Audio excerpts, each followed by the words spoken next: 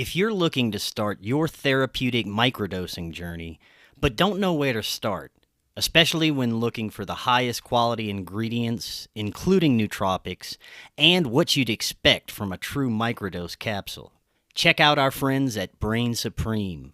They offer the absolute highest quality ingredients so you can start your microdosing journey knowing that you're getting top-notch ingredients. To find out more, visit their website using that link right in the description, and you can get 15% off your entire order. I think it's just going to get weirder and weirder and weirder, and finally it's going to be so weird that people are going to have to talk about how weird it is. Eventually people are going to say, what the hell is going on? It's not enough to say it's nuts. You have to explain why it's so nuts. The invention of artificial life, the cloning of human beings, possible contact with extraterrestrials, the systems which are in place to keep the world sane are utterly inadequate to the forces that have been unleashed. Welcome back to Forbidden Knowledge News. I'm your host, Chris Matthew. Today my guest is Danny Goler. I'm excited to announce that Doors of Perception is now available free on Relay, which is a brand new streaming service. It's also available on Amazon Prime. Occult Louisiana, my first film, is available on Tubi, Roku, Apple, and a few more of those streamers. We are booking guests for March. If you have suggestions or you'd like to be a guest, email me forbiddenknowledgenews@gmail.com. Today I want to welcome back to the show Danny Goler.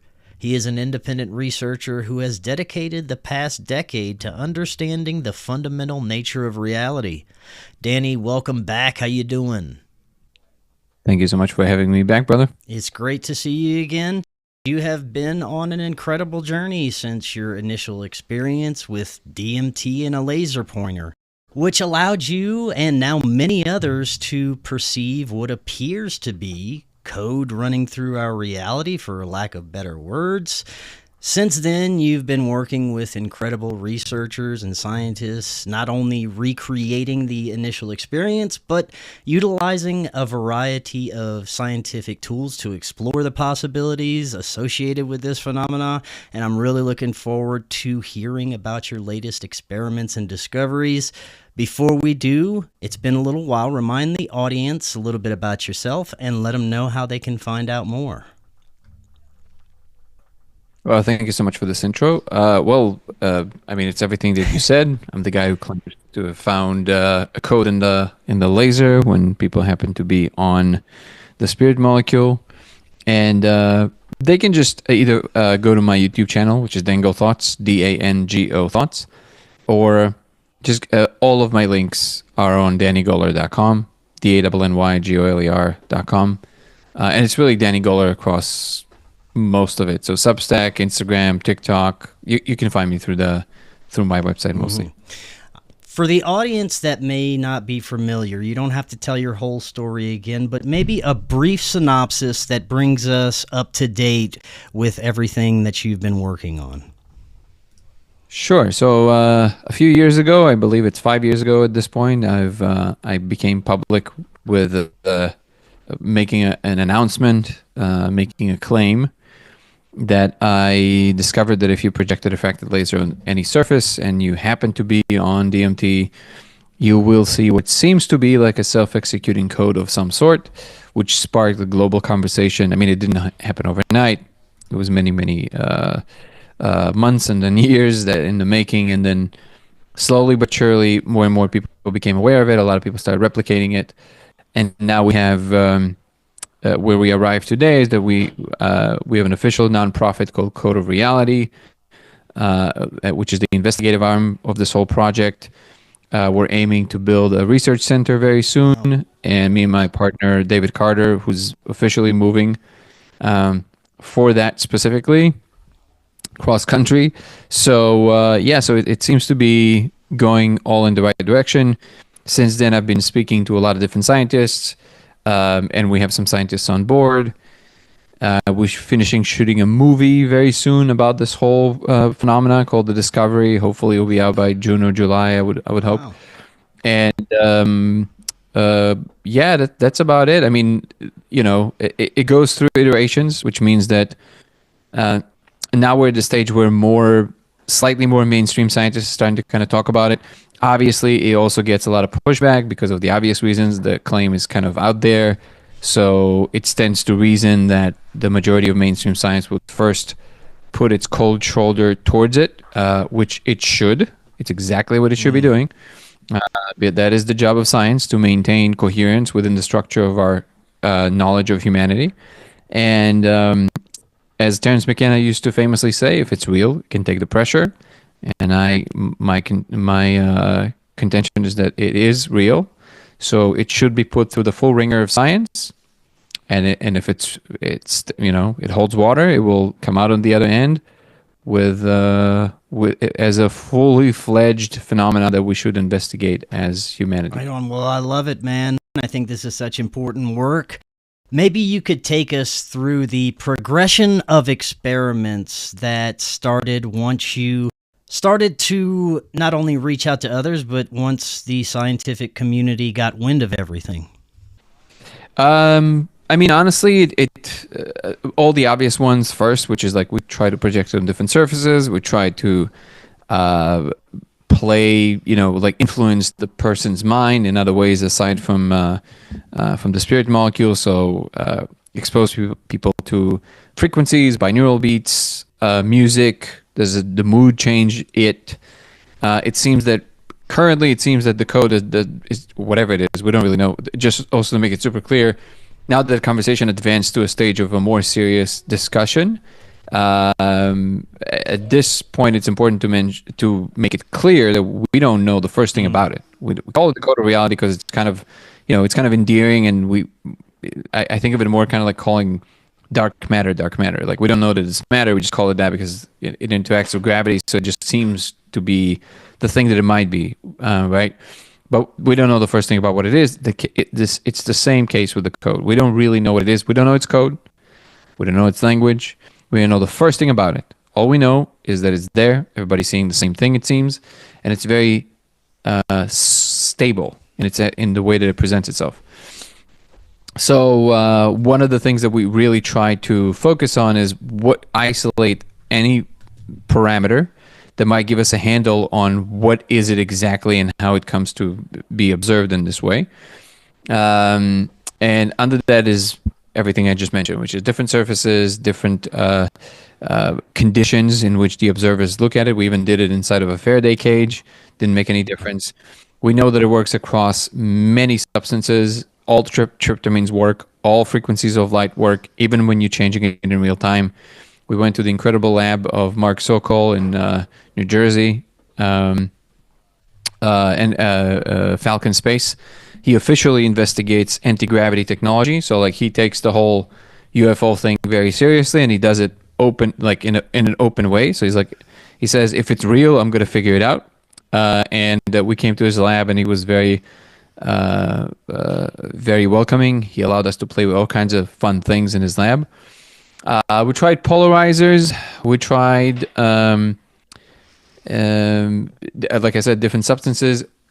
5-MeO surprised me because 5-MeO, I wouldn't expect to see it on 5-MeO, but it's even clearer on 5-MeO, which is very strange. So like the code itself is even clearer on 5-MeO. For the audience that isn't familiar, could you talk a little bit about the difference between 5-MeO and any other type of DMT? Yeah, so there's two different types of DMT. What people usually mean by DMT, they mean NN-DMT, which is basically the dimethyltryptamine molecule with two nitrogen molecules attached to it, which is the very visual, super realistic, everything that people kind of know about DMT. And 5-MeO is the 5-methoxy with one oxygen with the dimethyltryptamine molecule. So it is what sometimes it is the thing that comes from the frog, the bufo frog. There's also a synthetic version of that, but it's basically the same molecule. The reason that it was surprising to see the code on it is because 5-MeO, in the way that it presents itself phenomenologically, is very different. It's not content driven. It's very diffused. So you basically just dissolve into an ocean of energy, and you're in the presence of some kind of a divine state of some sort. So I wouldn't expect to see too much content on it, and yet the code is as clear as day, even clearer than regular. And we even had a gentleman who, because of the way that the molecule binds in his brain, he actually can't experience the psychedelic explosion at all. Like he can't. Like he can smoke all day and he won't experience DMT at all. There's 1% of the population that has this. If I remember correctly, Joe Rogan said that young Jamie is actually like that. Like he can't experience this either. And yet, when he smoked the molecule and looked at the laser, he could see the code. So he can see hallucinations, but he can see the code. Now, this does not, of course, if we want to be fair and charitable, this does not automatically means that the code is real. Like if we want to steelman the argument that maybe this is still some kind of a visual phenomena that is generated by the brain, you can still find a path to say that that's still what's happening. But it definitely gives you a hint that you're on some kind of it's on a different tier, a different layer of execution of content in the brain than where hallucinations are. At least in that regard, it makes it unique. Right. So there's a lot of tests. We also try to test with magnets. We try to do rotating magnets. It is still yet to be tested if we can influence the mind with a powerful magnet and see what happens, like inside of an MRI or something like this. But there's a lot more tests that we need to run. We tried Lambertian surfaces, which eliminate speckle completely. It is interesting because the Lambertian surfaces does, well, if you also spin glass around. So basically, if you eliminate speckle entirely, then you can't see the code. But that doesn't really tell us much because the from the get-go, it was an insistence by whomever gave us the hints to kind of use the laser to use a laser versus to use a regular light. That was so. When you diffuse the speckle, you're essentially making the laser a regular light, like in terms of the way it casts itself on the surface. Of course, the light itself is still coherent light, but when you eliminate this, you're basically doing the same thing as just casting a regular light, and that kind of brings us back to square one. So there's a lot that needs to be tested this year. It's just a matter of budget and time, and this is why we want to build a center so we can actually do this full-time, show up every morning and actually do this. Because that's the only time I think real progress is going to start happening is when we're going to be doing that. Because otherwise, the progress is just too diffused. You talk about something, and then a month later you test it, and then you wait again, and you talk about it a few weeks later. It's not how it's too spread out through time. Like it has to be more consistent, and that's what we're working on now to secure a place. And we have all the brilliant minds we possibly can have, like for this kind of project, that already were volunteering their incredible time and effort. So now we can hopefully very soon be able to do this, full-time research basically. Right on. Do you know if this code can also be seen through different kinds of altered states, not necessarily just psychedelics, maybe after breath work or meditative sessions, things of that nature? So far, no luck with that. So it has been tried. I'm also very Yes, but I'm also very skeptical about these abilities in general. So like it might just be me. I think that, again, I want to be super clear. This is just my impression, right? Of course, I can be absolutely wrong about this. My impression is that there's a bit of hyperbole around these claims. So I actually don't think it's possible to induce the DMT state with breathwork. I don't think that's possible at all. I think that's a trope that people repeat. I don't think that's real. In fact, like depending on what you mean, right? So like, you can definitely have a close to like a 5-MeO experience, but the 5-MeO experience is just you dissolving into a sea of feeling. So sure, you can do this with breathwork, but when you really ask breathwork practitioners about like NN DMT, like the ones that obviously also tried DMT, so they would know. And, they would make the claim because it's very marketable, obviously. And by the way, I'm all for breathwork. I love it. But this specific claim about, DMT and breathwork, so when it's marketable to say, well, come release natural DMT and all that stuff, right? Maybe 5-MeO. But if you ask them, can you really get to a place where you can kind of see content, just like you see on NN-DMT? they will invariably admit that, well, of course not. I was like, well, okay, well then we're not comparing to DMT, are we? Like it's a completely different thing. That being said, I did meet a couple of women who just naturally could see it without any substances whatsoever, which means that, and again, to all the skeptics, yes, we don't really have a way to know until we really test this. But for all intents and purposes, the two individuals that I'm talking about specifically, they didn't really have anything to gain too much from just making that claim. They weren't like, all about it. They were just kind of like, oh, I see the thing, So I believe them, which means that the human mind probably can perceive it. One altered state that I will say that I do see like remnants of it sometimes is if I get really tired and I can kind of see the thing, but it's tricky because it doesn't have the same coherence. It's a little bit more kind of almost like my brain overlays it a little bit. And that already is a difference that is very difficult to make the distinction between, because instead of it being super coherent, it's now kind of there, but can belong with a family of phenomena. Is more like my brain kind of knows about it. So now that my brain is tired, you kind of project some of it on it maybe, but we don't know. Like the only way to really know this is to do some pretty specific tests with brain scans, with somehow controlling for the bias that exists, which is very difficult because it's already in there. So I would say currently the only thing that can kind of do something like this is being exhausted, but no other ways so far. See, you said that it can be seen with any type of psychedelic substance, psilocybin, DMT, LSD. Is the code remain the same, or are there differences between each substance? No. Okay. Exactly the same thing. Yeah. It's almost like you're just looking at this thing, and now it becomes available for you to see. It doesn't really change its character depending on the substance, no. Has there been documentation of the code? Anything repeatable? Yes. Well, repeatable, it's not possible at this stage of the game. You can say that it's enough collaborative agreement between people who are well-intentioned and are interested in the truth versus just kind of, just succumbing to whatever belief system. So we have kind of almost like a dictionary that we created from all the characters that people kind of agreed on.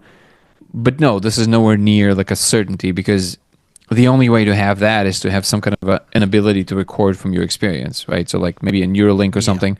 But until that moment comes, it's more kind of like an agreement, which is already kind of people's filters.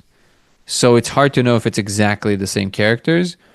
Moving forward, I think we might have some ways to replicate these characters with more fidelity, but we'll see. This is a premature announcement, I would say. If you had to describe the characters, what is the best way you would do so? Closest thing is it kind of looks like Japanese or Hebrew or Sanskrit, but with the emphasis that it's none of those things. It's just kind of like the closest things to it. In some kind of a alien language, maybe Klingon. I don't know. Like it's just like it's nothing we're familiar with. Going back to the experiments, I understand you did IV drip DMT. Could you tell us a little bit about those experiences? What those were like? Yeah, it was. I mean, it was amazing. The extended state experiment that we've done in Colorado with Kevin and Haley. Shout out to Kevin and Haley. We did basically like an IV drip of DMT, and we shot stuff for the movie, and we did a bunch of this with the laser, and we did brain scans, and I mean that was an incredible ride. I mean I loved it. We ended up going for almost 5 hours, and in that time I had 464 milligrams fed into my body, which is by far this is the greatest amount that Kevin knows about, who's the chemist behind the thing. Maybe somebody did more, I don't know. We weren't trying to break any records or anything like this. We were just kind of going and trying to do tests. And I keep telling Kevin kind of like it would be fun to see like how far we can take this, right? Because the whole thing with DMTX is that they're trying to keep people there indefinitely or for a very long period of time to see what happens to the brain and how it acclimates. I would love to see what happens if I spend a day there or 2 days. Like I'm willing to try. I just need some nourishment. and I think the rest is fine. Like the majority, like I think your body is okay for these 2 days. Yeah, it's a lot of strain on the body, but you can. I think for science it will be an interesting thing to observe. Yeah. And I was very like it was just an incredible experience all around. I was, in the beginning I was projected to these heavenly realms, and I was literally shown kind of like the importance of ethics and morality and why they matter outside of just humans, how they connect to the larger picture, how it all kind of ties together to what the future stores for us, which isn't a surprise, of course. There's nothing new here, but it was so clear, that it was flashed out in such a clear way. It was as simple as seeing my hand. It was like, oh, well, when we do this, that's what happens later. When we do this, that's what happens later. It became the importance of how we treat each other, to make sure that it's on the good side. It made it so clear how paramount that is. Yeah. How has the reaction been from the scientific community so far? Has there been any new theories or even conclusions about this? No, of course not. I mean, this is just in its infancy. There's not going to be any conclusions by science for at least another 30 years, I would say. So like we can work, like, I mean, we have some theoretical frameworks, but they are all kind of up in the air right now, right? So like they require testing. Mm-hmm. If you just guess and guess and guess without really landing on anything, you're going to be guessing forever. So we need to run a lot of tests to verify any of these ideas. One of the ideas is that this is basically, we are the reference light in a hologram. The consciousness is the reference light in a hologram, and the object light is basically all the light in the universe when photons are emitted. And they move through something like a quantum Turing machine, basically. So all possible computations are packed into what light is. And when light is absorbed, when photons are absorbed in anything in the universe, the way it's expressed through the bulk, through space-time itself, is these moments of an experience of physicality, right? Which is like this intersection between the reference light, the object light, and the way that information moves through the screen on which it's all recorded. Now, because it sounds so extravagant, that's exactly right. You need to test this, right? So we need to see if this is kind of like a cool metaphor, or is it like really what's kind of going on? And the way to do that is to figure out what constitutes the change of angle of the reference light, and then try and influence it. And if it is at all correct, any of this idea, then the change of the angle of the reference light should change the phase between the reference light and the object light, or the way it's recorded on the screen, depending on what's the arrangement right now of the hologram. And it should change the content in a predictable way. Mm-hmm. And if all of this just sounded like just went over people's heads, the simple way of what I'm saying, the simple way of saying of what I'm saying is, it's just that we do have some kind of like theoretical frameworks that actually do hold water in terms of physics. So like the holographic principle is a pretty well established and accepted idea that is how actually most of leading physicists see the world through. But if it does apply to what we see, like the laser and the code in the laser, we have to run real tests to see if it's, at all accurate, or is it like something completely different and the whole thing falls apart. It is testable. It will just require us to create pretty elaborate experiments that would take way more than just a couple of things that we can build in our garage. Yeah, right on. As with many people's experiences, it's often, but not all the time, associated with contact with what seem to be non-human intelligences, and this is also a big part of your experiences.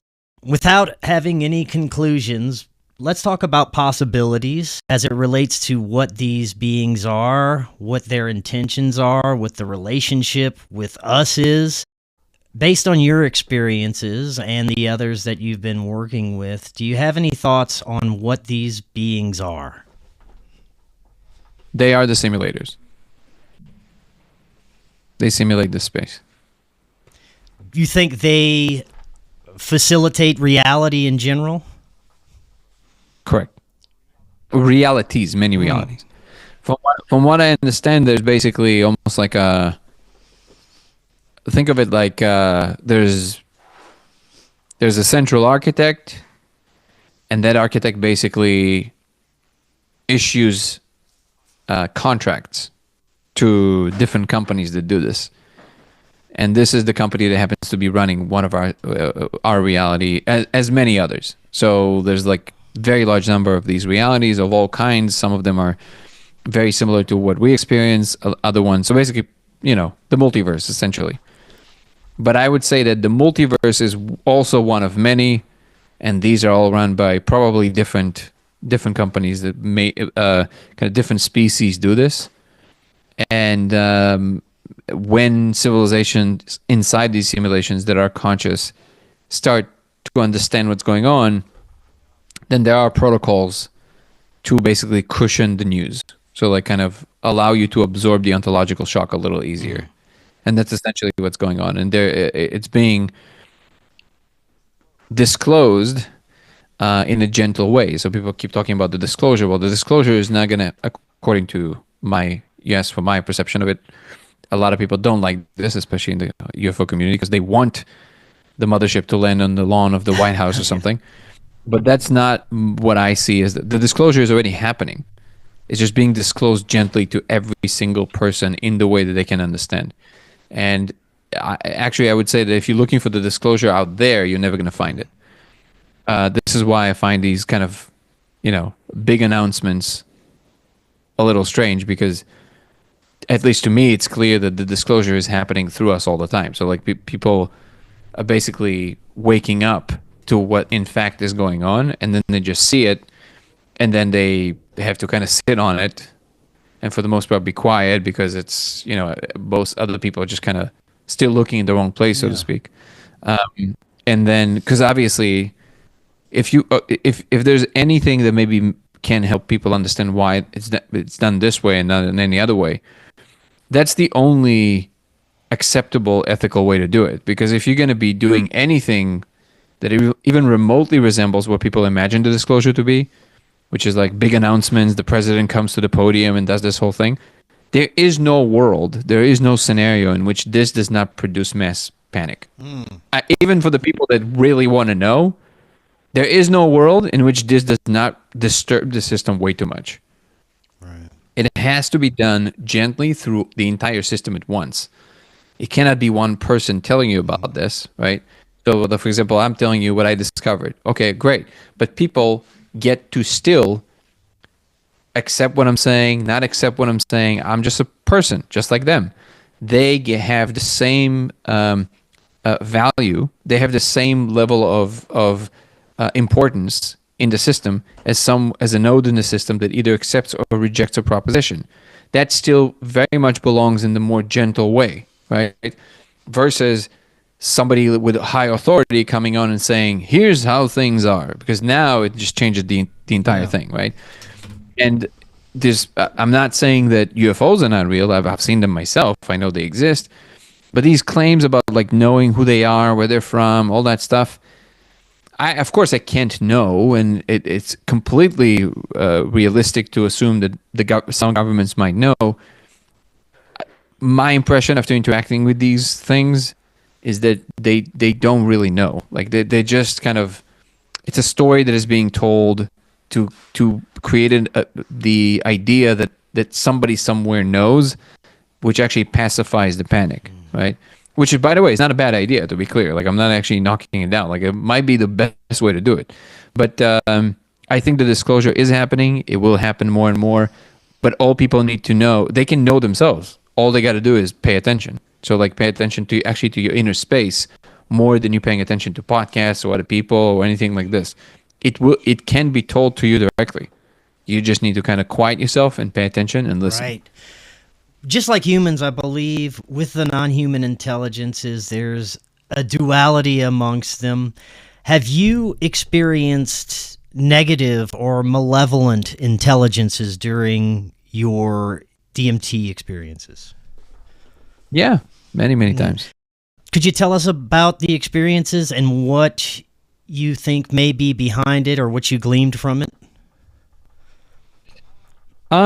That's a contentious one because it's hard to say, right? There's a lot of ideas about it. So like, there's the idea that, well, hey man, reality is yin and yang. Like, it's everything, and who's to say one person's darkness is somebody else's beauty, right? So it's kind of like there's this idea. The other idea is these are energies run amok, or that they don't want to listen to the source or whatever, right? And notice that whomever believes whatever version that I just told, they're convinced of it, right? If you ask a Christian, they're convinced of it. If you ask a person who's all about like it's all balanced and it is what it is, and they have the right to exist just like everybody else, they're convinced of it. So everybody is very convinced of everything. This is why I don't really know how much water really what I'm saying holds for people. I don't know. I know they're real, or at least if I'm accepting that any of it is real, which means that I have to accept that they are real as well. And I think that it's just a matter of, I think I fall more in the second category, that I think it's just the nature of reality. Like, it contains the dark and the light, right? And people love these ideas of like, well, darkness is just the lack of light. Well, the majority of the universe is dark, so I think it might be the other way around. It might be default, actually.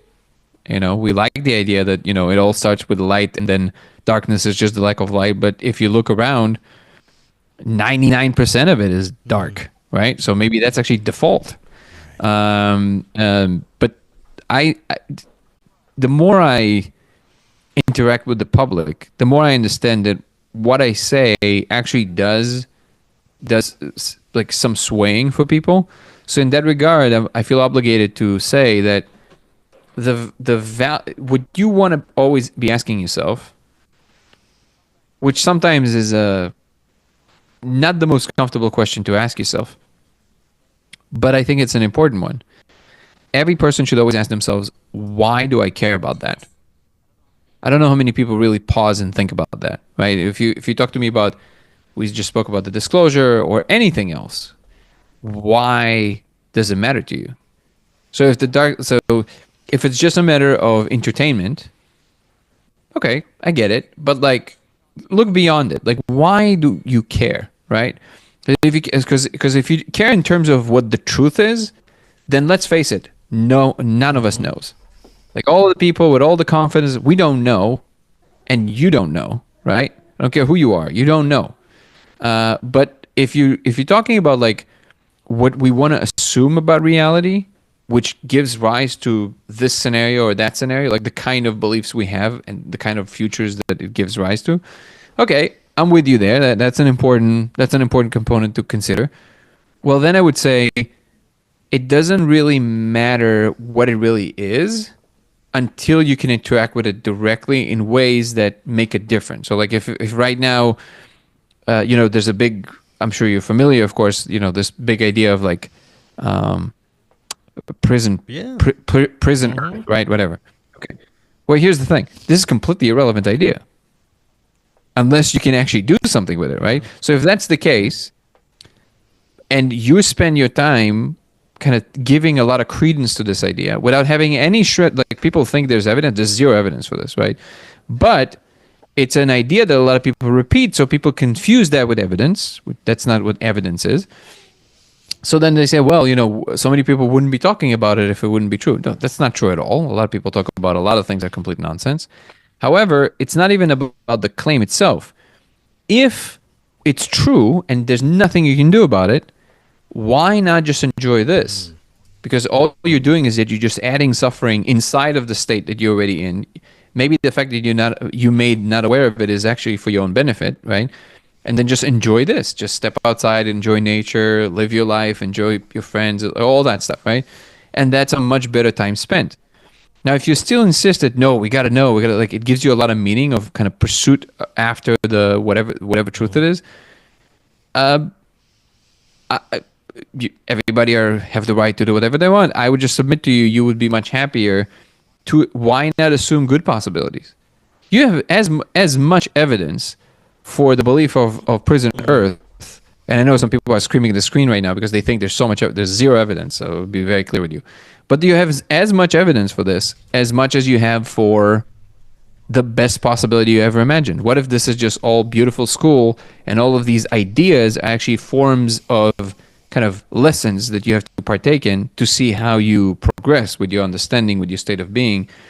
And the reason that I think it makes much more sense is because if you're moving into a world, which we already are kind of slowly moving into one, where everything becomes available all the time for cheaper and cheaper and cheaper, right? Eventually, you will create a value system and an incentive system that basically has everything on offer and it's just there for you, right? And if you're moving into a world like that, where there's all the possible goods all the time for no real like need of you reciprocating in any way, like immediately in that moment, well, then the only value becomes your energy. It's like if right now I can go to the store and grab something and leave and don't need to pay and just everything I need is right there. There's no scarcity. There's no, right? If we live in that world, well, then the value you previously provided as someone who's part of the workforce, who's providing these goods, that value is out. That's no longer valuable. So what is valuable in a world where everything is always available? How people feel when they're in your presence. If that's the only real value, all of a sudden, being a dickhead is no longer acceptable like it would be if you also are really good fill in the blank. Like people accept certain quirks of your energy just because you're really good at this thing that we all need, right? But now that we have it, we don't need you for that anymore. What good do we get from your presence? Well, it's how people feel when you're in their presence. And if you believe in like these divine spaces, which for sure, if they discover infinite energy and all the stuff that people tend to believe in the name of the things that are hidden from us, right? A lot of the belief about the disclosures that there's these infinite technologies that are just blocked from our knowledge, and people get really upset about that, right? Okay, well then you do believe then that it's possible to get to a place where these technologies are available. Then by default, it means that there's worlds in which these technologies are real, right? And then by default, what it means is that in the world that these technologies are real, the only value of any conscious being is their vibes. So wouldn't it stand to reason that before we invited to a party in a world like that, they would wait for us to transform ourselves into such a being that it's pleasant to be around as a collective, right? And then that's the part that I think people miss. Like all of these like crazy ideas, not crazy, but like all these like really big ideas about disclosures, ascending, all of this stuff. You will never escape who you are, no matter what happens. There's this short book called Wherever You Go, There You Are. Which means that if you ascend right now and you have the inner state of someone who gets to be pretty negative or angry or whatever, well, now you're just going to be angry in 5D. That's not going to change. Do you think it's just going to be lifted off of you? That's your responsibility. You need to fix that. There's nothing in the universe that can change that, but aside from you. So instead of looking out there for all these reasons and who's dark and who's light, what about you? Did you offer to help your neighbor today? Did you what were the things that you were working on to make your immediate bubble a better place? Because if you can't do that, what chance do you have to change anything out there, right? But ultimately, I think that's the focus should constantly be inwards. And if you do believe that we create our own realities, at least to some degree, I think it would even more stand to reason to imagine a better world versus hypothesize about all the most negative worlds. I'm even in the habit now, there's a lot of channels that basically their whole thing is kind of like this, the investigation of all these like occult and dark and all of that. Well, now listen, I know personally some people that for them it's like the most beautiful thing. They love it. All the power. Like keep going. Like you represent this energy. Beautiful. You should do that. But if you interact with these things because they scare you and you just want to press that button, I would reconsider, because you're entering a world in which you're now making this into a reality. So actually just allow yourself to also imagine a really beautiful future. It's in your hands. It's in your mind. It's in your ability to imagine forward as something that is actually ending up in a really beautiful scenario, not in a end of the world kind of scenario. Something I find really fascinating is shared experiences with psychedelics, where two people will experience the same thing. I think this provides great evidence that it's not just a hallucination that we're experiencing. Have you had many shared experiences? If so, could you tell us about some of them? Not a lot. I've had a few where we kind of saw the same object in the room with someone else. I've had one where, well, yeah, I mean, that would be the majority of it. The code is one of them, obviously. I wish somebody could see the console that I'm seeing. I'm seeing this like computer console that appears for me, but nobody seems to be able to do that. Yeah, I actually I don't have much in that regard. Like I know people talk about that. I've only experienced it like maybe 2 or 3 times in my whole psychedelic career. Yeah. Yeah. Right on. But I mean, I totally accept that as well. I mean, for me, it's very clear that whomever they are, it's real, right? One thing that we can say about that is because it's a pretty well recorded phenomena. So like it's not that rare actually. People do experience this, especially on ayahuasca, for example. And the answer that science tends to throw at it is kind of very, very unsatisfying, which is like, well, this is just a mass hallucination.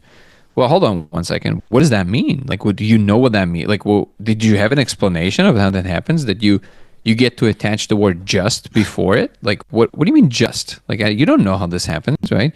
That's exactly the claim here. The fact that you added the word just before it doesn't nullify the mystery. Same goes with placebo, for example. It's just placebo. Well, you don't know the first thing about how placebo works. Nobody knows. I was blown away by this, and I'm equating them exactly the same thing. I thought that it's just something that most people probably don't understand about how the body works and everything. But no, like you can go look this up. There's no actual data on how placebo works aside from just the acceptance that, well, somehow the mind convinces the body to do the thing. Well, yeah, okay, isn't this crazy? Like, doesn't that tell you that there's something here worth investigating just on that assumption alone? How did we end up in a position where something that we understand nothing about got chucked into a bin of science with the word just before it? Like, what is that? How does that work? So, and this belongs in the same category. Like, so this is something this is one of these things where science absolutely needs to go through a reform in that regard, which is that, again, I love science. Like, I think science is one of the most important things humans ever did. I'm absolutely of that conviction. But this is where science needs to kind of look a long stare in the mirror and say, okay, yeah, we're kind of messing up here. Like this is a big one that we're kind of overlooking, which is we just decide a priori that these phenomena are no way they're real. We just decided this, and then anything that kind of even touches that wall, we're just going to put the word just before it and put it in this bin. No. We don't. That's not empirical. That's not coherent. That's just nonsense. Like, there's no other word to describe this. And I think a lot of scientists are kind of waking up to these facts that, science kind of like has these little mishaps and blind spots. But it's definitely one of them. So, like Michael Levine, I don't know if you're familiar, but if you're not, you should definitely look deeply into what he does. Mainstream scientist, biologist. And he's basically revolutionizing biology, and because he found a way to interact with this bioelectrical signal that seems to be encoding information on a software level in organisms that isn't in the genetical code, so not in the hardware. So he can actually give attributes to different creatures that will be passed down to its offsprings without touching the genetic code whatsoever. So like it's somewhere else. Yeah. It would do these things to planarium. I think that's how it's pronounced, which is a type of a worm, and it would change that bioelectrical signal in it, and all of a sudden it would have a fake memory that's supposed to have 2 heads. So when the way they replicate is that you cut them and then they become a whole unit all by themselves. the each unit would have two heads now. Huh. And it's like, and he's not changing anything about the genes. And Michael is saying, well, everything is placebo. It's just a matter of degree. Like literally, the way you wake up in the morning when you're coming online, so to speak, it literally changes things in your metabolism, in the way that the kinds of chemicals you secrete, and like it is one system.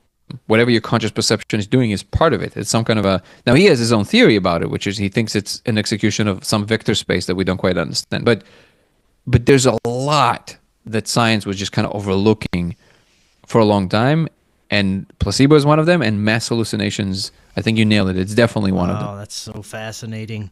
When you take groups through this experience to view the code, what is the process that you utilize? I know you're not just having them smoke a vape pen and then look at a laser. There's a bit of a process you take them through, right?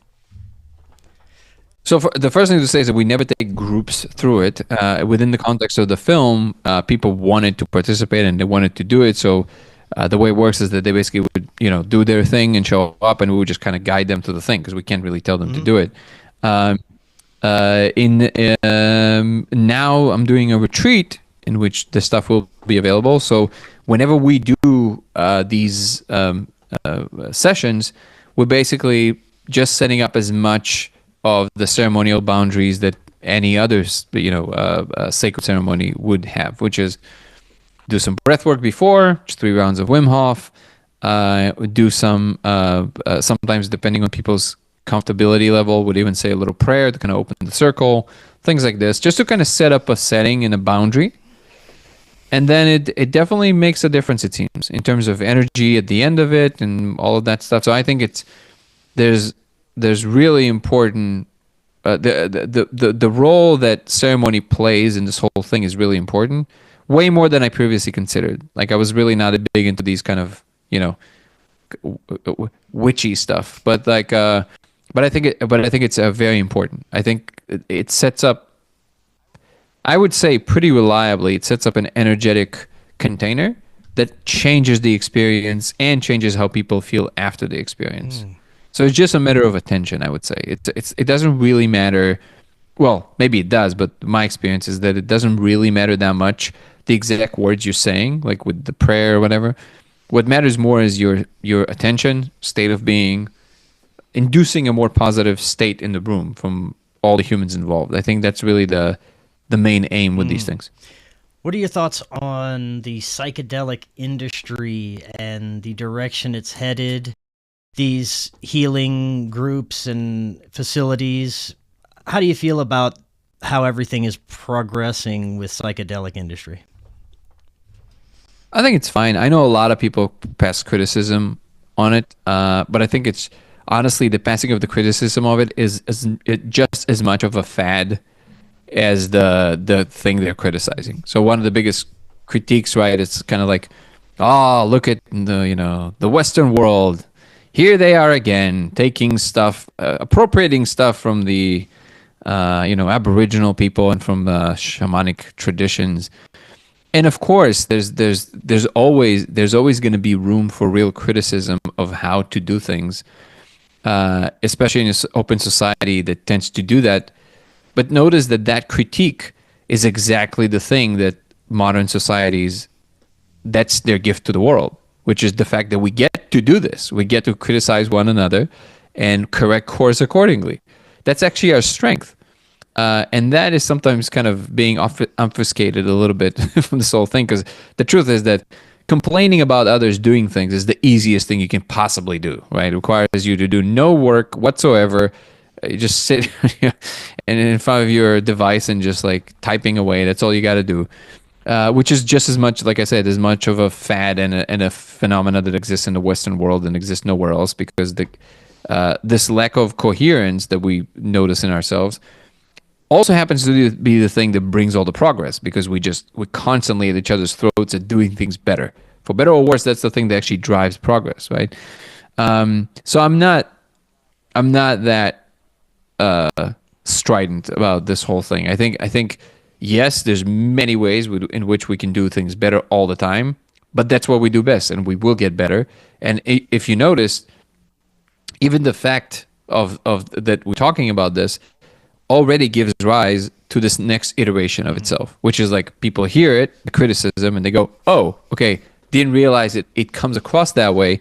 And then a lot of them correct course. They say, okay, we'll include more of kind of give more credit to, the traditions we learned this from. People are already doing this, right? And that is the result of the fact that we allow for this criticism to happen, which I think is actually a really beautiful thing about the Western culture. There's the thing that to be noticed is that everybody gets to play a role, and either everybody are a problem or no one is, right? You got to kind of decide. So like these more primitive cultures, or what we would call primitive in terms of like modern days, right? Their level of connectedness to nature is way more advanced than ours. There's no question about that. But the reason for that is because they don't have to deal with the number of things we have to deal with, like in terms of our attention, all of that stuff. And you can say, well, yeah, exactly. We should all go back to live like this. Hold on one second. But if another meteor comes, like the one that wiped out the dinosaurs, you're not going to deflect it with what they're doing. That's not going to happen. You can only deflect it with what we're doing. And the price we're paying, which kind of feel a little bit more disconnected from what we would call the biological tapestry and all of that stuff. It's almost like a prerequisite to then do the more advanced things. So they both get to play a role. And the way that I see it is that it's a collaboration. The knowledge we gain from people who remind us how important it is to stay connected to ourselves, to each other, to nature, that's a reminder by people who were holding that knowledge, which is like, hey, don't forget where you came from. Don't forget your roots. Beautiful. And so we can inject that into the modern future human, which would both be able to create more beautiful and more advanced technology, but also not forget where they came from and have the reverence and the importance and the respect for everything that came before, right? So it's the best of both worlds. That's where it needs to go. This unification of the two human hemispheres, human kind of like as a collective. And that is the only way I would say is to get through this stage of wherever we are in our evolution and proceed to a more beautiful future. Without it, if it's just constantly, it's so easy to slide into the old pattern without realizing you're doing it. People, the second they wake up a little bit, they immediately import self-criticism to collective criticism. Well, you're still criticizing. Like if you're saying, here's all the things that I'm noticing about these humans over there doing wrong, well, the attitude of blame and accusation is really what you're doing still. But if you want to become the species that we believe we can be, these beautiful custodians of knowledge and beauty and protection of this planet, we have to see ourselves as that. One easy way to see this is that we all kind of know at this point that if you don't even need to be a therapist for this, right? When people come to you, a good friend comes to you for an advice, and you hear them kind of having a lot of negative talk about themselves. It's like, oh, I do this again. I'm terrible, right? It's like, oh, that kind of stuff. Everybody knows at this point that the first thing to tell them is like, hey, you might want to lay off on the self-negative talk because you're perpetuating that attitude. You believe you're terrible, so you're never going to get better because you're literally saying it. It's you casting spells, right? Okay, well, the collective is no different. Same. Like, you can't be saying humans are a disease and expect somehow one day humans to become all of a sudden this beautiful species. If that's what you said, that's how we're going to... And the more things we say about ourselves en masse, even though it seems like we're just saying, oh, no, it's over there. Like, I'm good. I'm aware of this. I'm good. Like, no. You are casting this blanket of terribleness on everybody. So there's no way you're going to be aiming towards a humanity that actually can become really good. It's not. That point really bothers people, and I'm now much more careful with how I'm expressing it. But there's no two ways about this. This very strong criticism we tend to have about everybody else, and especially people in power. If you have not yourself done anything today that can benefit the environment, other people, somehow, in some form, you don't get to criticize anyone else. Yeah.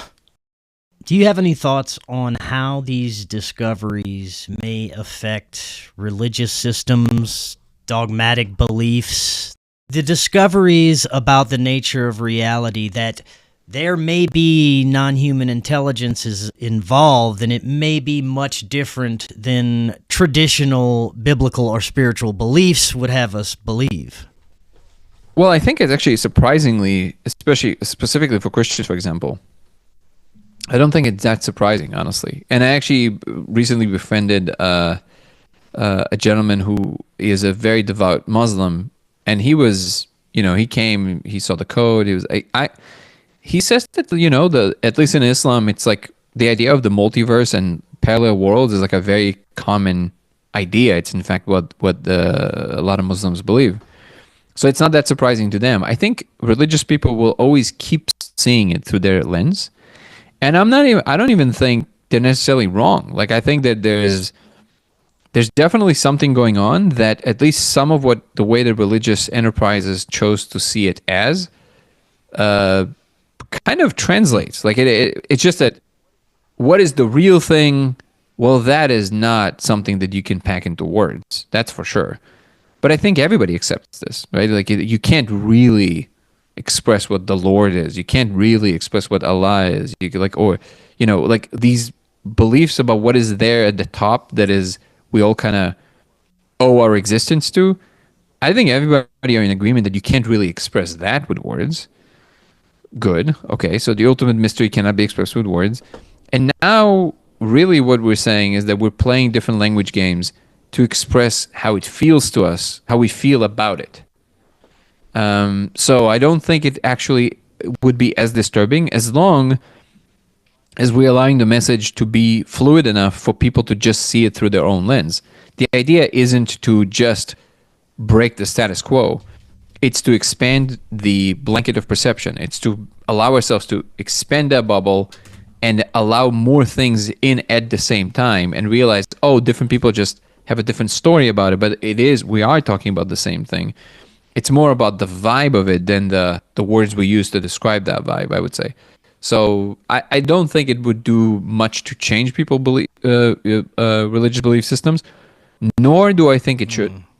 I think that if somebody finds a way to be connected to the energy of that transcendent whatever it is, they should absolutely stay there. Right. It's important that people actually feel it versus the kind of ideas they exchange about it. One more thing. Do you think synchronistic events is the simulation or these intelligences attempting to communicate with us in some way? Yeah, I think it's more we're coming in alignment with what is already unfolding. My perception of synchronicities is basically your mind enters a state in which it's more aware of what the rest of the world is also doing, including what the rest of the world is doing through them. And this alignment feels like a synchronicity because you just came into awareness of the thing that you thought was already supposed to happen, but really what happened is that you became aware of what's about to happen in a way that you're not familiar with. You see a little further, the level of ability to see kind of like into the horizon of the potentials in front of you, it expands. And I think that's what's happening there. But I'll be the first to admit that I don't really understand the mechanism. It's just the one that makes the most sense to me. As far as the experience with psychedelics, the initial experience that people have, I know for myself and almost every other person I've spoken to that has done psychedelics, after the very first experience, something about their entire perception shifts and they see the world slightly differently. Even if it's a small amount, there is something different about the way they view the world. What do you think that mechanism is? What do you think that means on a larger scale? I think that the aperture of meaning expands for people. They see more of what things really are. The real deep connections of things to other things and to themselves. Almost the essence of things. So when you see more of the essence, you see more of the reality of its existence, so to speak. It's a little hard to see if you're not familiar at all with, like, if people have never done, like, meditation. But we do have these states happen to us haphazardly sometimes, like when we fall in love, when we have a child, when there's a new experience, a new country you go to, because at that point, your brain opens for analysis in real time versus repetition more. And that places you more in the presence of what things, you allow things to actually inform you about themselves instead of deciding for them what they are. When we fall into the narrative of the regular life, then everything is already so familiar that your brain almost spends no time of actually opening these doors of perception to really get information from the outside, so to speak. It already kind of knows how things go. In a conversation, you speak to somebody at a party, and you know that clique of friends. You know exactly how things talk. People talk. Things talk. People talk. You know that person. There's a cadence, there's a rhythm, there's a kind of a joke that I say now and they say, and there's that zinger and ha ha ha, and it's like a dance that you really kind of rehearsed a billion times. And notice it feels very mundane, right? It's rare that we have these like, oh, like, wow, why does that happen? Well, when you go to a new country, especially one that is radically different than yours, with different rules, forget about the language, it's like things are like Japan, right? It looks like an alien planet, truly. And it's so, all of a sudden you're there, like you're more like here. It's literally because your brain is trying to analyze. It needs more data. It doesn't have this like familiarity of like, because it thinks it's gonna zig and it zags, and it's like, wait, why did it zag? Oh, well, I have to pay attention to know why it zagged. Okay, well, let me really pay attention here. So I think that is so if we can learn to do this more on command, we would have a much better overview of what things really unfold, what things really are when they're unfolding in front of us. And psychedelics do exactly that for you. Psychedelics very often they reduce the activity in the DMN, in the default mode network, which we know is associated with anything associated with ourselves. So it's almost like you can kind of think of it like, it's of course a very super oversimplification, but you can think of the default mode network as the network in the brain responsible for informing things about what you perceive yourself to be. When you're saying my car, I love this food, this and that, it activates the DMN. So like when you're pointing to yourself, right? And what you're pointing to is not just a physical body, you're pointing to some kind of something that is somewhere in the middle that you kind of feel yourself to be, the self, right? So what psychedelics do is mushrooms for sure. We know this for sure from research. The default mode network reduces activity, and you actually kind of diffuse. There's not so much this feeling of a central unit. There's more just kind of the world and what's happening, and it does that. It puts you more in the presence of what things really are, or the information that these things give out are less obscured by your already predetermined decision to see them as this or that. And I think that's why it changes people's perspective very often, because their brain is forced to allow more of that external information in, and then they have to kind of take that into account. Right, that makes sense. Danny, this was fascinating. Thank you so much. Before I let you go, remind the audience how they can find out more about you, get access to all your content. Thank you so much. Just Dango Thoughts on YouTube, main channel, DANGO Thoughts. And you can also check out my website with all my links, dannygoler.com. Oh, one thing, yeah, if you guys want to, if anybody has interest in the retreat, I think we have a couple more spots left. It's going to be in Costa Rica, February 28th to March 7th. There's still a couple more spots left. You can go to coreretreat.com, so core without the E. So it's COR retreat.com, and you can book a call with me and we can talk about it. Yeah, that's the only other extra announcement I would make. Awesome, man. Well, thank you again. We'll definitely be talking again. So much more we can get into. Until next time, everyone, have an excellent evening. We'll talk again tomorrow. See y'all then.